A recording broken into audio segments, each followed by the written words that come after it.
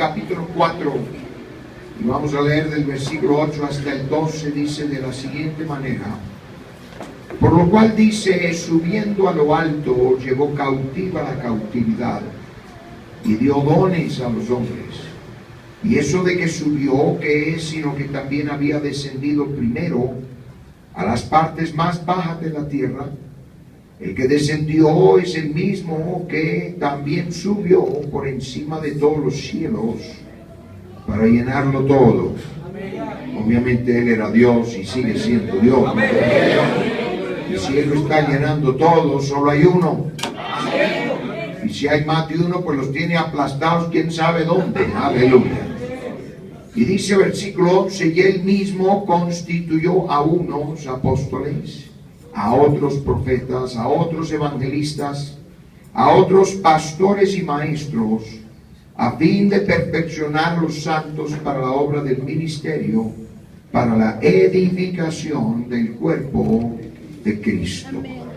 Oremos. Señor Jesús, en este momento una vez más te damos gracias por tantas bendiciones tuyas, Señor, que tú sigues derramando sobre nuestras vidas.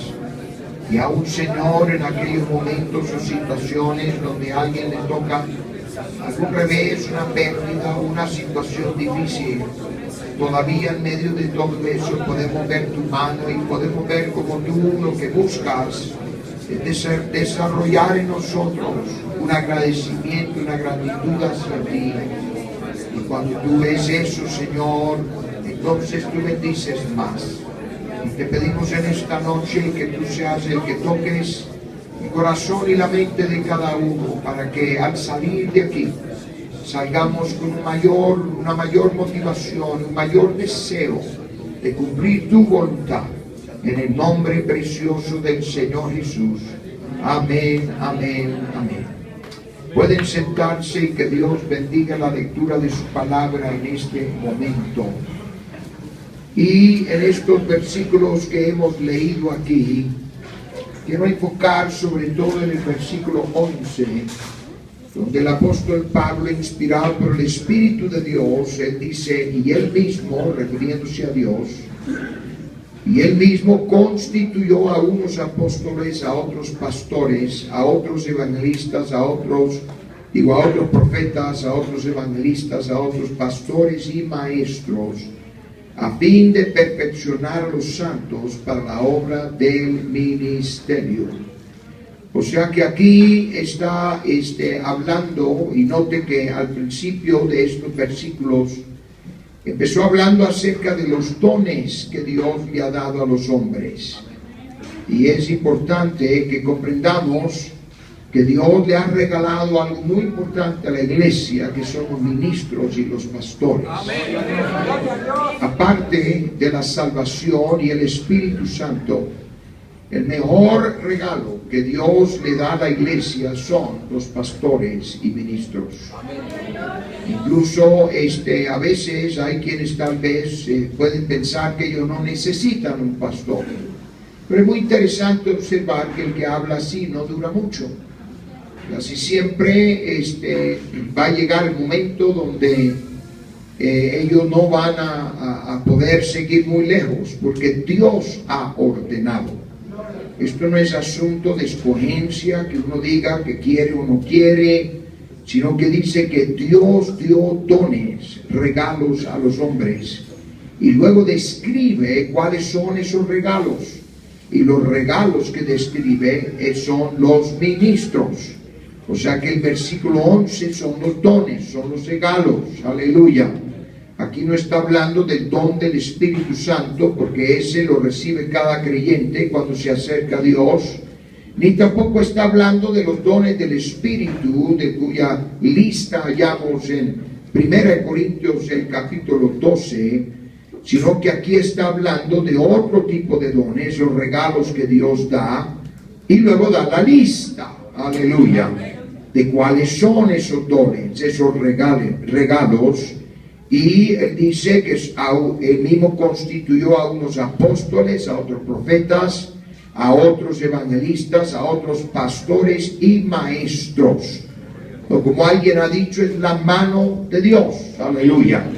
O sea, los 5 dedos de Dios funcionando a favor del creyente. Aleluya. Pero observamos aquí que la palabra de Dios dice que Dios dio dones, dio regalos. Y esos regalos, vuelvo a repetir, son los pastores, los ministros, aquellos a quienes Dios usa para establecerte en el camino del Señor, para ayudarte a comprender mejor la voluntad de Dios y lo que Él, cómo piensa Él, lo que espera de nosotros y lo que nosotros podemos esperar de Dios. O sea que estos son regalos de Dios. No vienen con moños, pero sí son regalos de Dios.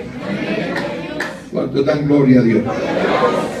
No lo presentan todo empaquetadito con papeles de regalos, pero son regalos de Dios. ¿Cuánto dicen gloria a Dios? Y Dios ha decidido que Él se va a mover en medio de su pueblo, no por medio de métodos, no por medio de programas, no por medio de diferentes cosas que de cuando en cuando uno observa, que nuevas modas y cosas que surgen, sino que Él decide mover a través de aquellos que Él ha colocado en la iglesia como los líderes. En el Antiguo Testamento es de observar que el arca del pacto, cuando era movido de un lugar a otro, el arca del pacto no podía ser llevado en carretas o tirado por animales, o sea, llevado por otra forma, sino que tenía que ser llevado sobre los hombros de los levitas, de los sacerdotes. Y cabe decir que en la Biblia los levitas no eran cantores, eran los pastores, los ministros, los sacerdotes. Entre los levitas hubo cantores, pero hoy en día esa palabra casi ya ha llegado a ser usado como para gente que canta, aleluya. Pero era un grupo muy pequeño el que cantaba de los levitas, y eso solo empezó cuando David llegó a ser rey, que él empezó a usarlos en coros, en cantos, aleluya. Pero el arca no era llevado por animales o por carretas o por vehículos o de ninguna otra manera, sino que Dios insistía en que tenía que ser llevado sobre los hombros de los levitas.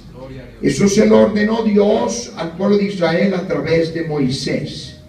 Y por eso, para aquel que se acuerde o haya leído o conoce la historia, que cuando David quiso llevar el arca a Jerusalén, después de que el arca ya llevaba casi 100 años desde que se había quitado de Siloé, el lugar donde estaba el tabernáculo, y había sido capturado por los filisteos, pero ellos mismos terminaron entregando el arca porque les estaba causando problemas, porque a ellos no les correspondía tener el arca que representaba la presencia de Dios, aleluya. Pero David quiso regresar el arca, o más bien no tanto regresarlo, porque no lo llevó a Siloé, sino que lo llevó a la ciudad de Jerusalén. Y cuando lo intentó fue un fracaso. Incluso hasta la Biblia habla acerca de Usa, que murió cuando él puso su mano sobre el arca. Y David mismo hasta se asustó y le tuvo un gran temor a Dios, hasta que David se dio cuenta por qué Dios había obrado de esa manera y por qué él no permitió que el arca se trasladara a la ciudad de Jerusalén de esa manera. Y en Primero de Crónicas, el capítulo 15, leyendo en su versículo 2, observamos lo que David mismo dijo y él reconoció. En Primero de Crónicas, capítulo 15, versículo 2, él dijo: entonces dijo David, el arca de Dios no debe ser llevada sino por los levitas, porque a ellos ha elegido Jehová para que lleven el arca de Jehová y les sirvan perpetuamente. Y luego en el versículo 15 de ese mismo capítulo sigue diciendo: y los hijos de los levitas trajeron el arca de Dios puesta sobre sus hombros, en las barras, como lo había mandado Moisés, conforme a la palabra de Jehová. O sea que Dios intervino. Incluso Dios hasta podría haber matado a toda la gente que estaba allí, porque entre todos estaban desobedeciendo a Dios, y Él solo extendió su mano, y el único que sufrió las consecuencias fue Usa, aunque también todo el pueblo se sintió muy entristecido. Pero la razón era por quebrantar algo que alguien podría considerar un detalle, pero para Dios no existen detalles. Cuando Él manda algo no es un detalle, siempre es la voluntad de Él y la debemos cumplir al pie de la letra. ¿Cuántos dicen gloria a Dios? Pero hoy en día los levitas son los ministros, son aquellos que Dios ha llamado, ha escogido, y a los ministros les corresponde llevar la presencia de Dios sobre los hombros. O sea que ellos tienen esa responsabilidad.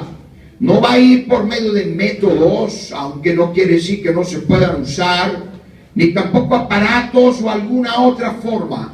Y estamos viviendo hoy en día en momentos cuando muchos creen que se puedan utilizar otras cosas. Mientras que el mundo busca métodos, Dios lo que está buscando son hombres.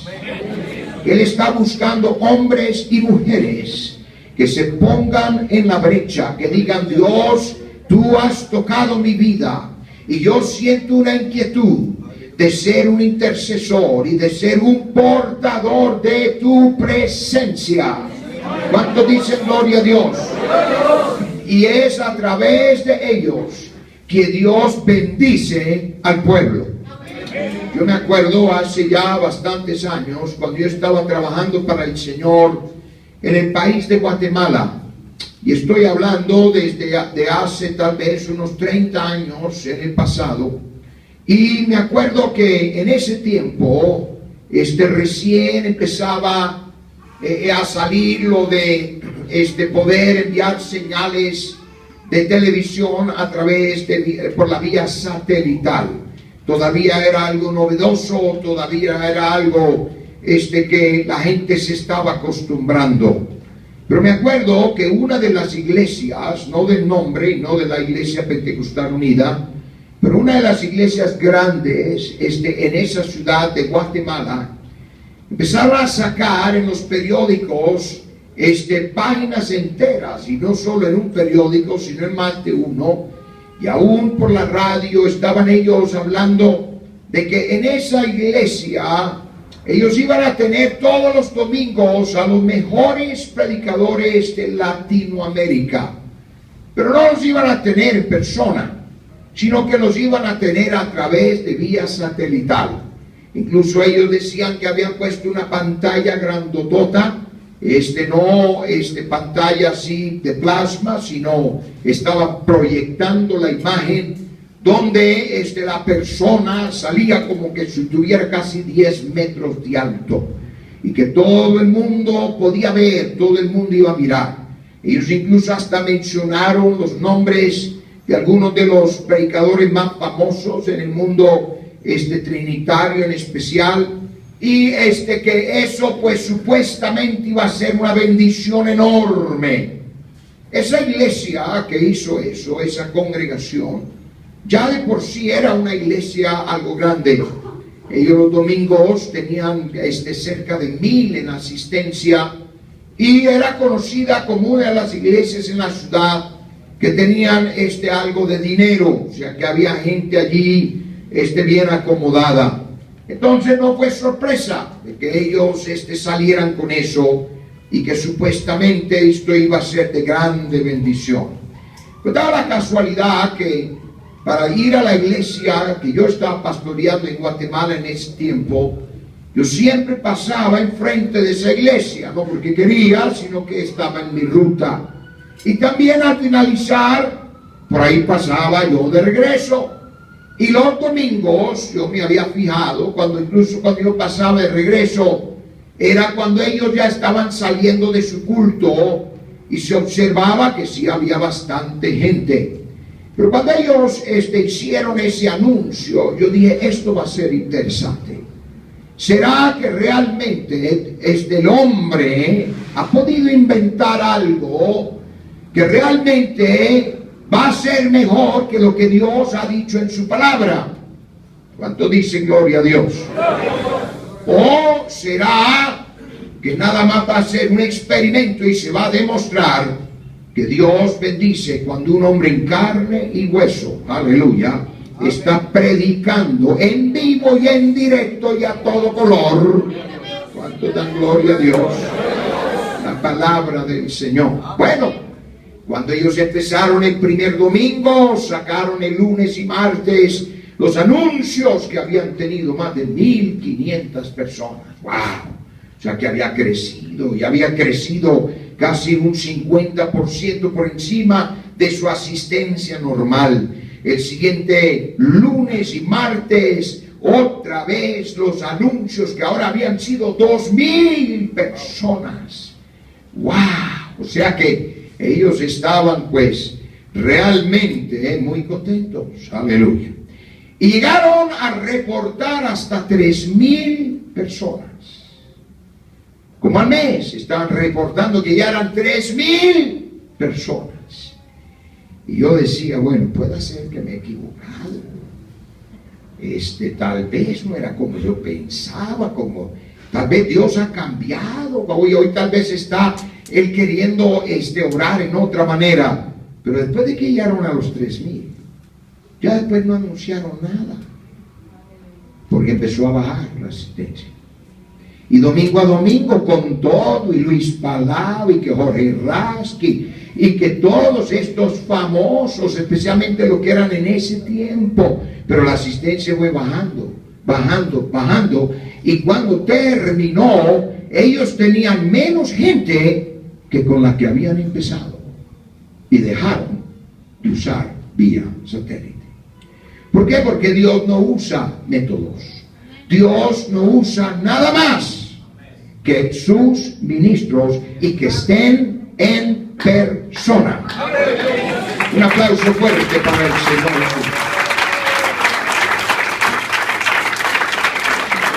A su nombre. Incluso tenemos esa historia del profeta Eliseo, que cuando la mujer tsunamita, que Dios le había regalado un niño después de muchos años, que ella no había tenido hijo, pero cuando ese niño llegó a ser muchacho, en cierto día el niño se murió, y esta mujer lo fue a buscar a Eliseo, y lo fue a encontrar en el monte Carmelo, y cuando ella llegó hasta donde estaba, ella cayó a sus pies y lo abrazó a Eliseo y le dijo, ¿no te dije que no te burlaras de tu sierva?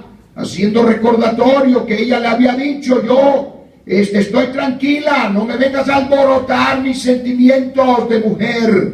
Pero Dios aún así le dio ese hijo, y ahora ella le está dando un reclamo. Y Eliseo, dice la Biblia, que llamó a su siervo y le dio su báculo, o sea, la vara que usaba Eliseo. Y él le dijo, corre con esto adelante y ponlo sobre el niño. Aleluya. Y yo vendré con la mujer. Pues ya iban a ir más lento. Y la Biblia dice que le dijo a Eliseo, no saludes a nadie en el camino. Corre allá y pone el báculo sobre el niño. Y el siervo fue y él puso la vara sobre el niño. Pero no ocurrió nada. Porque Dios no permite sustitutos. ¿Cuántos dicen gloria a Dios? Y dice que el siervo vino de regreso y ya iba de camino Eliseo y le dijo al profeta, le hice lo que me dijiste, puse la vara sobre el niño, pero sigue igual, no ha pasado nada. Pero cuando llegó Eliseo, es uno de los poquísimos casos de resurrección que hay en el Antiguo Testamento, pero era por medio del varón de Dios. Amén. Un aplauso fuerte para el Señor.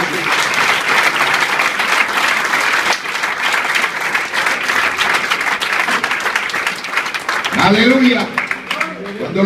Cuando el pueblo de Israel cruzó el río Jordán, Una de las instrucciones que parecía algo extraña, algo peculiar que le dio Dios a Moisés era que los levitas, cargando el arca, tenían que entrar al río.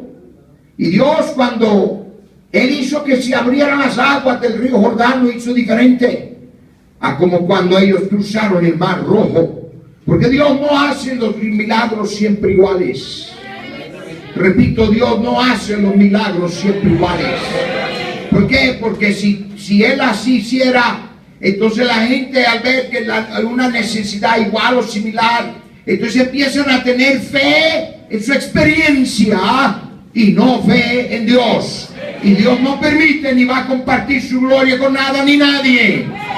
¿Cuántos dicen gloria a Dios? Y cuando a alguien le toca una situación similar otra vez, tal vez ya tuvieron un milagro en ese tipo de situación antes, pero van a tener que buscar el rostro de Dios de la misma manera, van a tener que orar, van a tener que tener fe, y no puede ser basado en nuestra experiencia. Nuestra fe siempre tiene que estar en Dios. Y Dios le dijo a Moisés que los levitas, cargando el arca, tenían que ir entrando, y dice la Biblia que se mojaron sus pies. Gloria a Dios. O sea que ellos dijeron, wow, como que no va a funcionar esta vez. Antes se abrieron las aguas y nadie se mojó los pies, al contrario, el pueblo cruzó por tierra seca, pero ahora empezaron a marchar y dice la Biblia que el agua le llegó a los tobillos. Dios, Él siempre quiere que nosotros empecemos a decir, bueno, no digamos esto no está funcionando, no, yo sé que Dios va a contestar. Yo sé que Dios va a contestar. Yo sé que Dios va a contestar. Yo no me estoy mojando los pies, pero Él va a responder. Y cuando se abrieron las aguas, a los levitas cargando el arca del pacto, Dios le dijo a través de Josué que fueran y se detuvieran en el fondo del río. Y tuvieron que permanecer en el fondo del río hasta que todo el pueblo había pasado. ¿Se me está explicando aquí? Si ellos se hubieran quitado las aguas, otra vez hubiera empezado a correr. Pero ahí tuvieron que permanecer. Porque, vuelvo a repetir, el mejor regalo que Dios le da a la iglesia son los ministros. A veces uno no sabe lo que está sufriendo, lo que tiene que pasar un pastor, un ministro, y no voy a pensar que yo voy a anunciar algo aquí en esta noche. Oh, sin duda el pastor nos va a contar de una pena que le ha tocado. No, gracias a Dios hay victoria. Hay victoria. Eso dice gloria a Dios. Pero lo que sí quiere decir es que Dios está mirando a esos líderes. Y ellos necesitan ser fieles, porque a ellos es a quienes va a usar. Dios no quiere estar dándole cosas a la iglesia, sino hombres. Gente que está dispuesta a interceder ante Dios. En Ezequiel, el capítulo 22 y el versículo 30, hablando a través del profeta Ezequiel, Dios dice de la siguiente manera, en Ezequiel 22, 30. Y busqué entre ellos hombre que hiciese vallado y que se pusiese en la brecha delante de mí a favor de la tierra, para que yo no la destruyese, y no lo hallé. Qué triste. ¿Cuántos dicen gloria a Dios? Pero los ministros son las armas letales de Dios. No lo que ellos tienen, no lo que ellos pueden obtener o puedan usar, sino lo que ellos son. Un ministro usado por Dios es el arma más poderosa que hay. Cuando dicen gloria a Dios. Incluso a veces hasta sorprende. Uno ve hermanos que parece que no tienen mucha capacidad en cuanto a lo humano. Pueden ser muy humildes, puede ser que hasta no son tan talentosos. Pero es admirable como Dios los puede usar cuando ellos se ponen en las manos de Dios. Me acuerdo haber leído una historia acerca de un operativo que hicieron los aliados durante la Segunda Guerra Mundial. Resulta que los alemanes habían, por accidente, ellos no se daban cuenta realmente quiénes eran, pero ellos habían capturado unos soldados aliados. Y ellos pues no se daban cuenta que era parte importante de la inteligencia de los aliados. Y ese grupo de soldados que parecía nada más ser nada más un grupo de soldados normales, en la mente de todos ellos existían los planes de la invasión el día de cuando los aliados iban a invadir a Francia en la meta de invadir eventualmente Alemania, y supuestamente iba a ser el toque final, y así terminó siendo, para ganar la guerra contra los alemanes.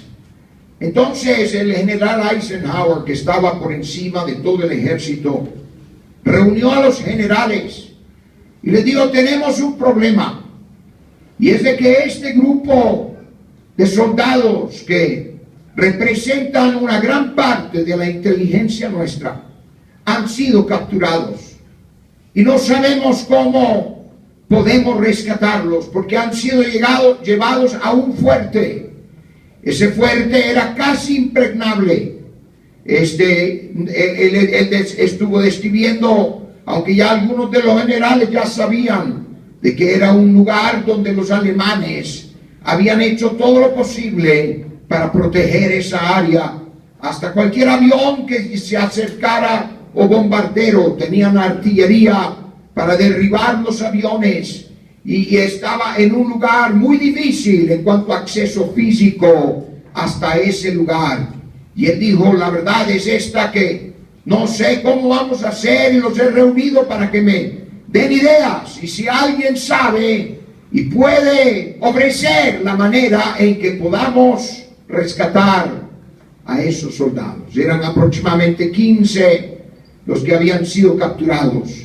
Él dijo: parece que los alemanes todavía no saben quiénes han capturado, pero no tardará mucho y se van a dar cuenta, y va a retrasar la guerra por los planes que con tanto cuidado hemos elaborado. Y en fin, varios generales ofrecieron ideas, y cada uno pues ofrecía que sus batallones iban a ser los que podrían servir, pero siempre se descartaban las ideas, porque sencillamente lo único que iba a terminar haciendo era alertar a los alemanes, y eso solo haría que entonces se dieran cuenta que esos soldados no eran solo soldados, sino que eran un grupo especial. Y entonces había un general, uno de los generales, que durante toda la plática él lo comentó, hasta que por fin él les dijo: miren, señores, si a mí me permiten, yo tengo un arma secreta, y que con esa arma yo sé que en una semana tendré aquí a esos 15 soldados. Bueno, pero ¿cuál es el arma secreta? A ver, cuéntanos, dinos. No, dijo, no, van a tener que confiar en mí, pero yo sí les garantizo que en una semana estarán esos 15 soldados nuestros aquí de regreso. Pero van a tener que confiar, yo no voy a revelar nada, sino que si quieren que ocurra, entonces van a tener que aceptar esas condiciones. Pues nadie había sugerido nada, algún otro plan que realmente estuvieran de acuerdo todos, y sabían que este general, cuando él decía que iba a lograr algo, él siempre lo había hecho. Entonces le dieron la autorización, y una semana más tarde otra vez convocaron a los generales, y llegaron, y ahí estaban los 15 soldados. ¡Wow! Y cada uno de los generales empezaron a decir: pero ¿cómo lo hicieron? ¿Cómo hicieron esto? Porque ni nos dimos cuenta de alguna actividad especial entre los alemanes, nada. No se habló de una batalla, no se habló de nada. En todas nuestras intercepciones, en sus comunicaciones, nada se dijo. Él dijo: es el arma secreta que yo tengo. Le dijeron: pero ¿cuál es? ¿Cuál es? A ver, ¿cuál es el arma secreta? Porque si tú tienes un arma secreta, pues conviene que la compartas. Y entonces él señaló a un soldado que estaba reclinado casi en forma muy casual a la pared. Él dijo: él es mi arma secreta. Lo miraron. Dijeron: tu arma secreta, ¿pero qué lleva? Él porta alguna arma especial, nueva, de la que no conocemos. No, dijo, él es mi arma secreta. A él lo dejamos en un paracaídas que cayera detrás de las líneas alemanas. Él no llevaba arma ninguna, aún ni llevaba un cuchillo. Pero él sabe karate y varias artes marciales. Él sabe de armas y él puede usar, armar y desarmar cualquier arma, no solo las nuestras, sino del enemigo. Es experto con explosivos y es especialista en candados y en maneras de poder entrar donde normalmente otro no entra. Y él es un experto. Él es inteligente, muy creativo y lleno de valor. Y solito entró y sacó a los 15 soldados, sin que ellos casi se dieran cuenta, usando las mismas armas de los alemanes. Gloria a Dios. No, pero no puede ser. ¿Qué arma tenía a su alcance? Y el general dijo: él es el arma. Gloria a Dios. Cuando yo leí eso, yo dije: wow, así ve Dios a los que él usa para su honra y su gloria. No es lo que llevan o tienen, no son cosas, sino un hombre que se consagra a Dios y dice: Señor, no me quito de aquí hasta que yo vea tu bendición. ¿Cuántos dicen gloria a Dios? Ahora, esto no es algo que alguien se llama solo. No es asunto que alguien diga: pues yo quiero ser un ministro. No. Cuidadito, porque Hebreos capítulo 5 versículo 4 dice así la palabra de Dios en Hebreos 5:4: y nadie toma para sí esta honra, sino el que es llamado por Dios, como lo fue Aarón. Una persona puede ser muy capacitada, incluso a veces se ve a un individuo, tal vez un licenciado, un doctor, una persona muy educada, muy capaz, que tal vez ha tenido mucho éxito en la vida en general, y alguno piensa: este haría buen pastor. Pueda que no, pueda que no, porque tal vez estará dependiendo nada más de sus habilidades y no de lo que Dios podría hacer a través de él. ¿Sí me estoy explicando en esta noche? Sansón era así. Él no usó espadas, lanzas, escudos, sobre la fuerza que le daba Dios. Él tenía una fuerza sobrenatural, como para poder matar a 1000 hombres con la quijada de un asno. Y esos 1000 hombres no eran cualquier grupo de hombres, eran soldados, cada uno de ellos con sus armas, con toda la armadura. Y no vaya a creer que se colocaron ahí en filita: a ver, dame la cabeza. Sí, Sansón, ya que tú, bueno, mátame también a mí. No. 1000 soldados, cada uno de ellos defendiendo su vida, y con solo un hueso. Gloria a Dios. ¿Qué podrá medir la quijada de un asno? Pues tal vez como mucho vamos a suponer 30 centímetros de hueso. Y ellos con lanzas, espadas y escudos. Pero la presencia de Dios, el Espíritu de Jehová, venía sobre Sansón, y él hacía cosas increíbles, como para matar un león con sus manos, sin una espada, sin ningún cuchillo, sino nada más con sus manos. La Biblia relata en el capítulo 16 de Jueces que en cierta ocasión, cuando a él lo sorprendieron y cerraron las puertas de la ciudad, la Biblia dice que Sansón salió y arrancó las puertas de la ciudad. Y hermano, no era una puerta como esa, eran portones para poder entrar y salir de la ciudad. Y dice la Biblia que los cargó y los tiró en cierto lugar. Y mira en el mapa, y eran 40 kilómetros. Eso es fuerza. Eso es increíble. Fuerza. Pero él los tiró allá como quien dice, vengan a traerlos aquí. Pero estaba enojado. ¿Cuántos dicen gloria a Dios? Fuerte. Una fuerza increíble. Pero él era el arma. No usaba espadas, lanzas, escudos. No usaba aviones, no usaba tanques. Él no manejaba un jeep. Gloria a Dios. Y cuando uno lee de las hazañas de Sansón, uno se imagina que Sansón tendría que ser corpulento y lleno de musculatura, un físico culturista de 21 pulgadas de brazo. Sin duda, Sansón. Pero no era así. Se veía como cualquier otro hombre. Como lo sabemos, no porque se tomó una foto y alguien la envió con mensaje de texto a todos los teléfonos, ni salió en la televisión, ni está en YouTube. Pero Sansón, podemos ver de que él no era físicamente grande. Su fuerza no estaba en sus músculos y mucho menos en su cabello, porque hoy sabemos que el cabello no tiene nada que ver con la musculatura. La verdad es que se veía físicamente como los demás, no corpulento. Incluso puede ser que hasta se veía mero flaco y debilucho, porque Dalila, ella misma le preguntó, ¿en qué consiste tu gran fuerza? Tal vez hasta le estaba tocando las molleras. Oye, pero qué flaquito este. Tal vez le tocó el pecho. No puede ser.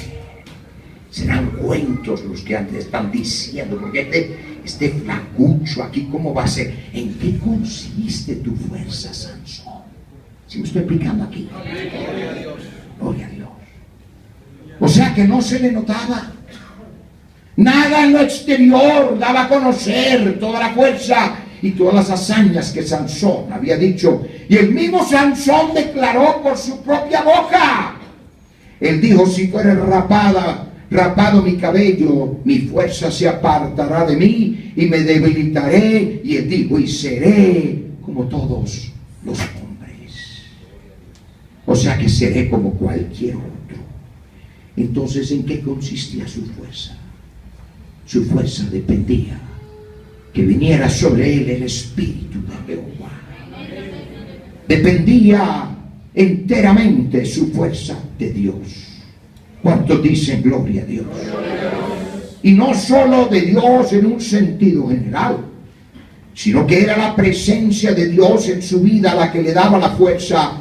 Y por eso se ve en cada ocasión que Sansón fue poderosamente usado por Dios. Siempre dice, y el Espíritu de Jehová vino sobre Sansón. Aleluya.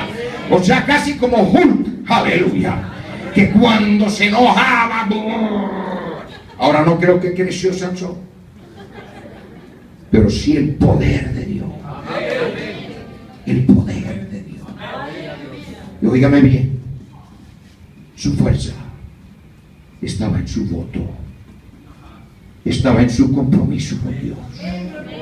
Su fuerza estaba en que él había nacido como nazareo, y mientras él mantenía obediencia a Dios, el Espíritu de Jehová venía sobre él cuando él lo necesitaba.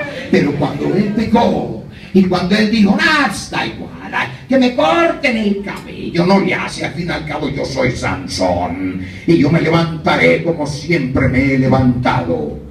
Pero su fuerza estaba en su voto, y cuando desobedeció a Dios perdió su fuerza, perdió la unción, perdió el apoyo de Dios. Entonces pudo ser fácil víctima de sus enemigos, porque su fuerza, vuelvo a repetir, no estaba en sus músculos, sino que estaba en su voto, en su promesa a Dios. Hoy yo te diré en esta noche, hermano, hermana, tal vez a ti te miren otros y te menosprecien, Incluso tal vez hasta te han dado algún apodo denigrante de que no sabes nada, que es un menso, que no sirves para nada. Y puede ser que a los ojos de algunos no pareces tener capacidad, pero la unción de Dios, cuando el poder de Dios viene sobre una persona, solo necesitas una quijada. Aleluya. Solo necesitas la palabra de Dios. Lo único, no hay que llevar un montón de libros, no hay que llevar un montón de gente, sino nada más el Espíritu de Dios. Y en esta noche hay suficientes aquí que podemos hacer temblar esta Ciudad de México.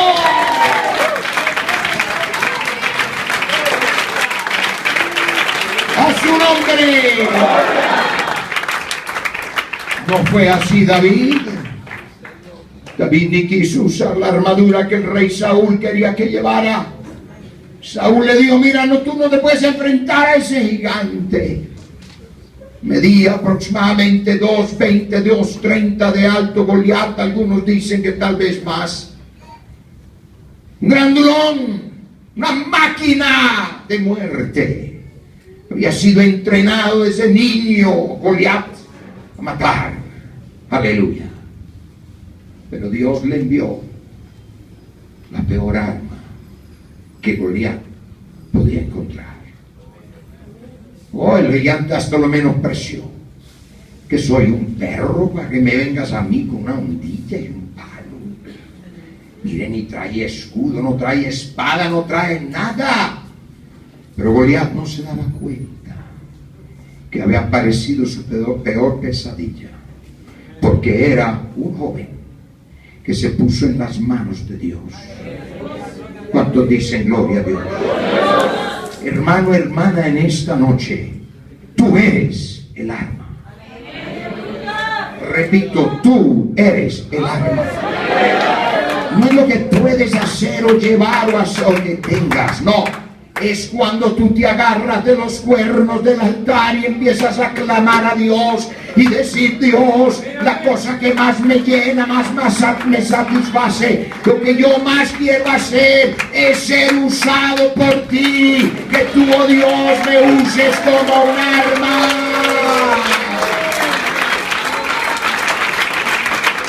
Un hijo de Dios, un ministro en las manos de Dios, un hombre que se entrega a Dios, es la peor arma contra el enemigo que hay. No necesita de ninguna otra cosa, sino fe y confianza en Dios. El problema con muchos es que creen que tienen que tener esto y aquello, no sabiendo que cualquier otra cosa solo se convertirá en un obstáculo, como lo fue para David la armadura que Saúl le quería dar. Pero lo único que necesitamos es el poder de Dios. ¿Cuántas veces hasta tal vez alguno ha ido a hablar con un familiar, un vecino o alguien, hablarle al Señor y hasta estaba medio temblando pensando, no, porque dijeron, no, ven para acá y te vamos a mostrar 3 verdades aquí? En vez de agarrar y llevar un montón de libros, lo mejor es un poquito de rodillón. Estar arrodillado ante la presencia de Dios y decirle, Señor, yo no sé mucho, yo no soy nada, pero sí sé que si tu espíritu obra en mi vida, entonces tú vas a causar estragos y tú vas a glorificarte. No con ejército ni con fuerza, sino que con mi espíritu, ha dicho Jehová de los ejércitos. Así lo expresó Dios en Zacarías el capítulo 4 y el versículo 6. Aleluya. El apóstol Pablo en 2 Corintios el capítulo 10 y versículo 4, él describió la clase de armas que Dios nos ha dado y las que ha puesto en nuestras manos. Él dijo así en 2 Corintios capítulo 10 y el versículo 4, porque las armas de nuestra milicia no son carnales, sino poderosas en Dios para la destrucción de fortalezas, derribando argumentos y toda altivez que se levanta contra el conocimiento de Dios, y llevando cautivo todo pensamiento a la obediencia a Cristo, y estando prontos para castigar toda desobediencia cuando vuestra obediencia sea perfecta. El apóstol Pablo, por 15 años, no 100, no 50, solo 15 años, fue ministro. Es corto tiempo, es muy corto tiempo. Si tú nada más miras hacia atrás, 15 años de la fecha en que estamos hoy, sería 1999, y ponte a pensar, todo pasó así, porque es poco tiempo. Pero en 15 años el apóstol Pablo alcanzó su mundo. Se considera que personalmente él ganó más de 350,000 personas. ¿Y qué andaba usando Pablo? ¿Será que llevaba un gran tráiler con una carpa y todo un grupo musical, lo último en tecladitos, mejor equipo de sonido que desde aquí lo escucharían en el Zócalo, sillas por lo menos para 1,000 personas, o hasta púlpito tal vez llevaba Pablo? No, señor, no llevaba nada, nada, sobre el poder de Dios. Amén. ¿Sabes?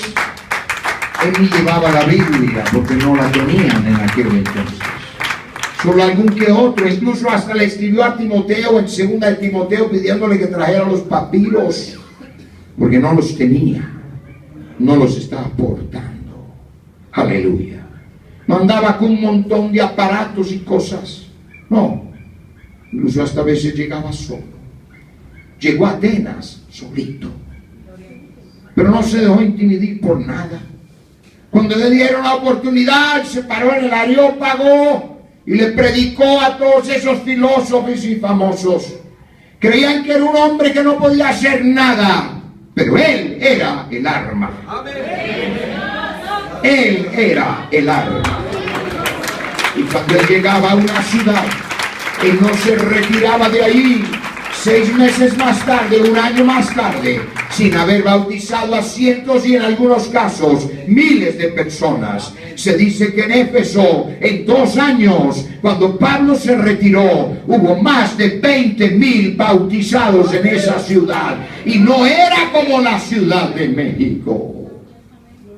Era una ciudad pequeña, más pequeña que cualquier delegación aquí en el Distrito Federal. ¿Cuánto dan gloria a Dios? Aleluya. Pero si somos el arma, hay que afilar el arma. Hay que pulirla, hay que prepararla y hay que aprender a usarla. Ese es un proceso de disciplina muy importante al que tenemos que someternos todos. Si no, vamos a ser un fracaso. Una persona, un soldado puede tener el arma más poderosa en una guerra, pero si no la sabe usar, de nada sirve. De nada sirve.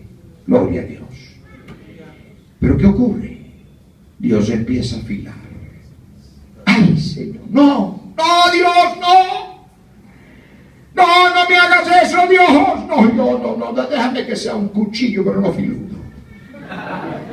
Un machete, Señor, que no tiene filo. Él va a decir, pues ve y haz lo que tú quieras, pero yo me voy a buscar quien está dispuesto a ponerse en el lugar donde lo pueda afilar.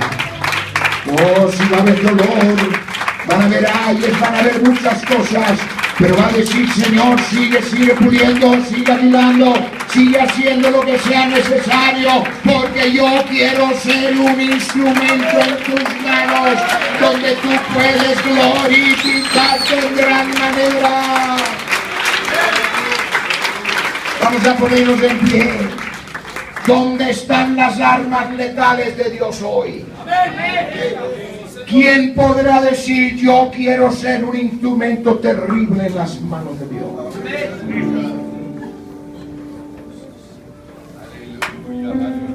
Yo siento el Espíritu de Dios obrando aquí en este momento. Y Dios está diciendo, aquí hay armas como ni se dan idea.